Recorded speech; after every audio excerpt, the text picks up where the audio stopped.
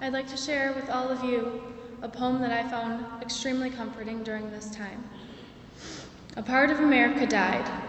Somebody killed a policeman today, and a part of America died.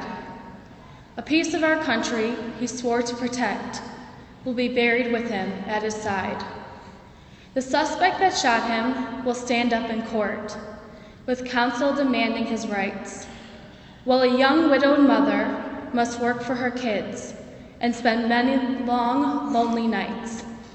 The beat that he walked was a battlefield too, just as if he had gone off to war.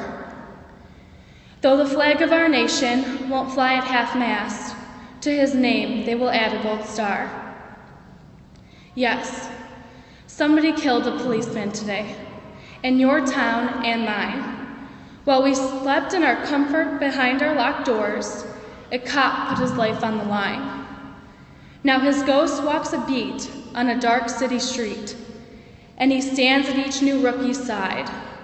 He answered the call, of himself gave his all, and a part of America died. As we take this time to reflect on the life of my father, I would like to first begin by saying thank you for your overwhelming love and support during this tragic time. We are so grateful to be so loved. The countless visits at our home, the food, the cards, the food, the flowers, your prayers, the food, the memories of our father that you have all shared with us, and in case I didn't mention it, the food. I would especially like to thank those friends and family members who have spent the last 4 days with us at our home. We are so fortunate to be loved by so many people. From you, we drew much strength. The death of my father, our hero, is a tragedy. Having to answer our front door the afternoon after a wonderful Thanksgiving together, to find out that my father was murdered is a feeling I cannot put into words. I hope from this day forward that no family ever has to experience this tragedy. Today is a celebration of our fallen hero's life. Although cut short, my father accomplished so much in his 46 years on earth with us. 26 years ago, my father married my beautiful, strong, smart, and funny mother, Nora. Together, they had 4 beautiful, smart, funny, good-looking, like really, really good-looking. Stay away from my brother Brian. I will find you. My brother Michael John, his Mikey. My brother Timothy Joseph, the big guy. Myself, his Princess Peg, and Brian Patrick, his little guy, who isn't so little anymore. My father served on the Chicago Police Department for 20 years, and just a few years ago, he took the position as an evidence technician. As a highly decorated Chicago police officer, my father received an immense amount of awards, which he never boasted about. He loved his job and those he worked with. My father would go so far as to take any hours he could on his days off just to provide for all of the extra things that we wanted. But I would give it all back just to have one more day with my dad. To hear him sing "Smokin' in the Boys' Room" by Motley Crue. To hear his laugh again. To see him sleeping in his favorite chair with Channel 7 News on the highest volume. To see him in the backyard tinkering with cars. To tell the world's greatest dad one last time how much I loved him.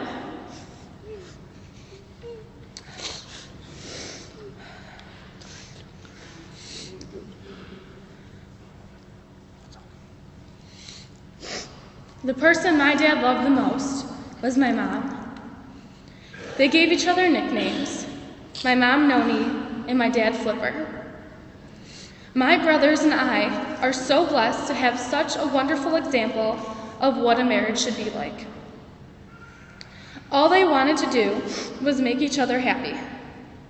Every morning, before my dad left for work, he would wake my mom up just to tell her, "I love you."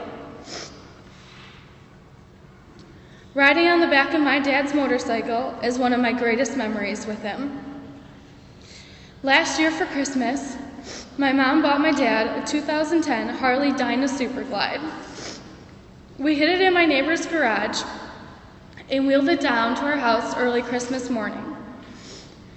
As my dad opened his Christmas presents full of Harley apparel and accessories, he finally came across a set of keys. In disbelief, he slowly walked to the front door and opened it in astonishment. It was the second time I had ever seen my dad cry. He was overwhelmed with the thrill of finally owning his own Harley motorcycle. My mom and dad worked their whole life to make each other happy and give each other the best life possible. Their marriage was unique, filled with endless love. God could not have given my brothers and I a better dad. Anything we wanted, he gave to us. In our own special ways, our dad became our best friend. My brother Michael John and him bonded as working on police departments and many long days at the gym.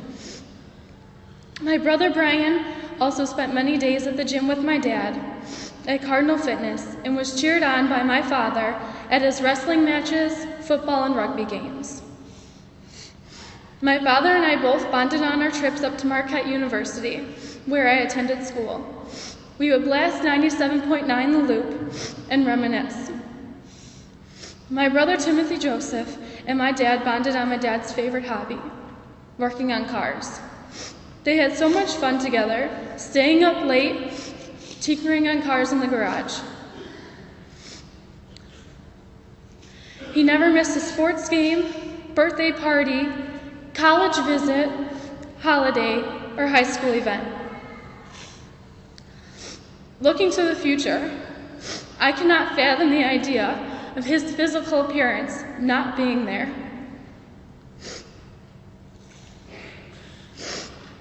Two of the events I looked forward to, my dad being at most, were my graduation from Marquette University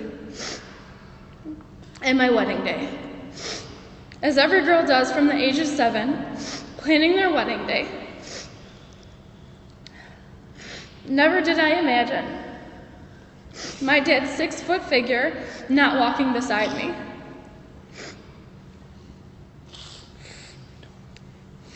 He is an irreplaceable man, husband, father, son, nephew, cousin, brother-in-law, fellow partner,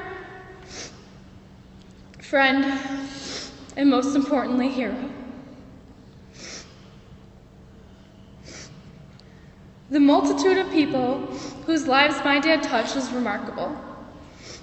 He was a do-it-yourself guy, installing new windows, building a new kitchen, and fixing many neighbors' cars for just a case of beer and a good conversation. He loved his job as an evidence technician for the Chicago Police Department so much. At dinner, I would ask my dad what cool things he got to do. You could tell by how detailed the story was that he really enjoyed serving his community and helping solve crimes. At my last moment with my father, I grasped his hand, which still had black evidence dust on it. His department was a second family. I swear when he got home and realized there was no peanut butter left, he dusted for prints just to figure out which one of my brothers was the perpetrator.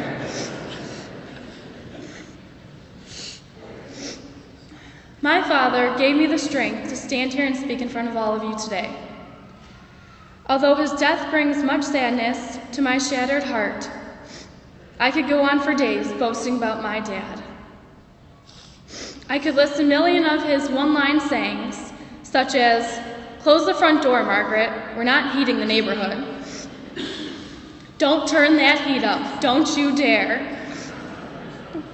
Did you see that tiny piece of paper I had written that thing on? You know, that one number? Did you see that, Peg? I bet you threw it away. And of course, the others that cannot be said in a church. I'll miss his loud footsteps entering the front door when he came home from work.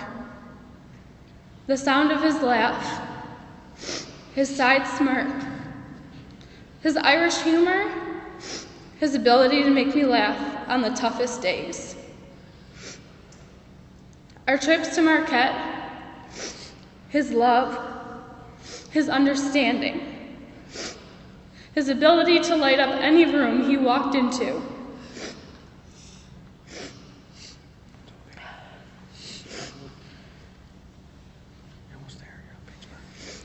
His hugs, riding on the back of his motorcycle, putting his clothes in the dryer for him, turning on the coffee pot, being able to hear his voice and his strength. I cannot put into words how empty I feel inside without my father. To sit there and realize he'll never wake me up again by blasting Irish music on the radio.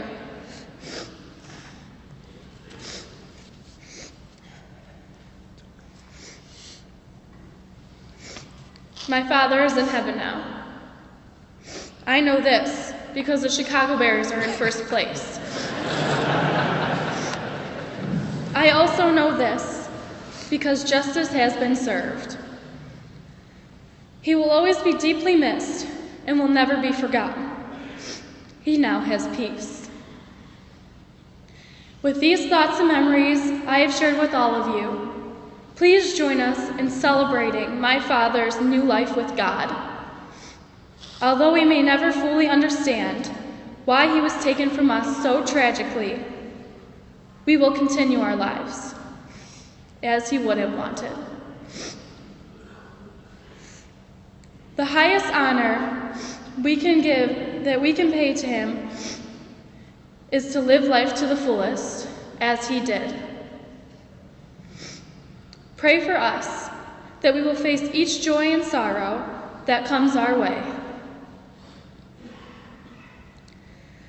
So many people have told us we were lucky to have him. Indeed, we were lucky to have him at all. Thank you.